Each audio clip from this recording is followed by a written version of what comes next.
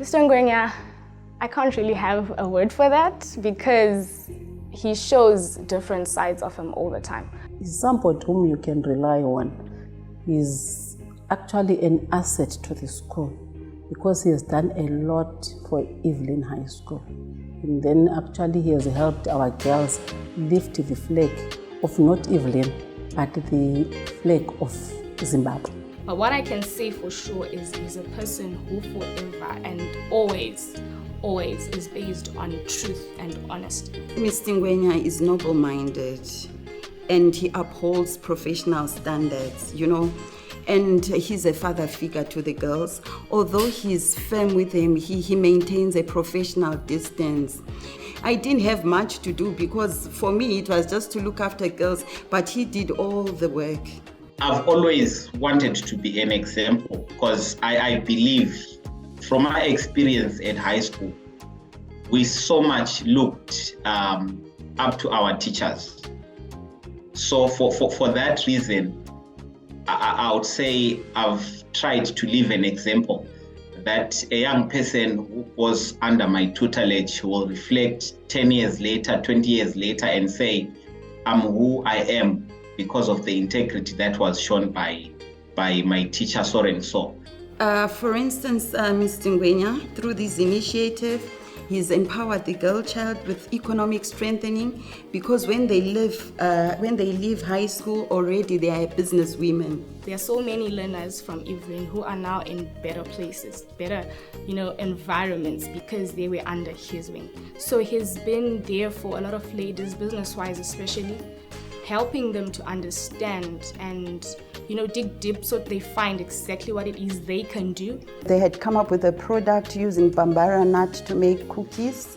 And then the next initiative is the Mystery Munch, an energy bar, which also won the competition in Zimbabwe, and he had the chance to showcase it in Mauritius. Mr. Ngwenya also doesn't really concentrate on the girls here at Eveline.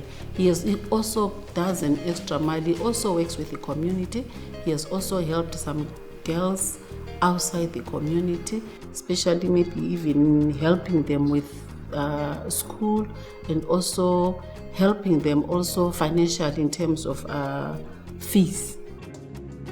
Last year, he helped the Dreams Club to fundraise, and we donated to Ekupumuleni Old People's Home.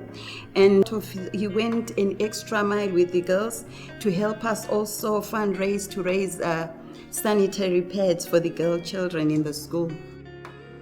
And also that website that he runs, where he shares some podcasts, it will be more targeted on community issues, where they discuss community issues. And he posts more about community knowledge, especially your indigenous knowledge systems. So he shares with a lot of people when it comes to that website. He's a man that taught me how to be a disruptor in any particular, industry. Take a look at an industry, look for a loophole, fill in. I realized that he was good when it came to mentoring and sharing skills with his learners through his Junior Achievement Zimbabwe club, which represented the country, I think, twice in Ghana and in Mauritius. It's basically an organization that equips the youth of our country with, not really of our country, but all around Africa, with financial literacy. So over the years, he's helped to groom a lot of young ladies who right now, as I'm speaking, own their own enterprises and own businesses because they were under his wing all those years. There are some students who came when they were in Form 1, like 13, 14 years old. And as I see them grow through, the teenage stage, advancing to A level and then to university, it's to me, it's such a thrill. So learning about their successes within the school environment and even after school, it really keeps me going. So a lot of young ladies, a lot of young people in general, the youth, they lack this mentorship. Some of these things we don't find in our homes. You have your parents, you have your mom, you have your dad, but there's that little that you don't really get from them when it comes to a person who's not, a person who you don't see every single day.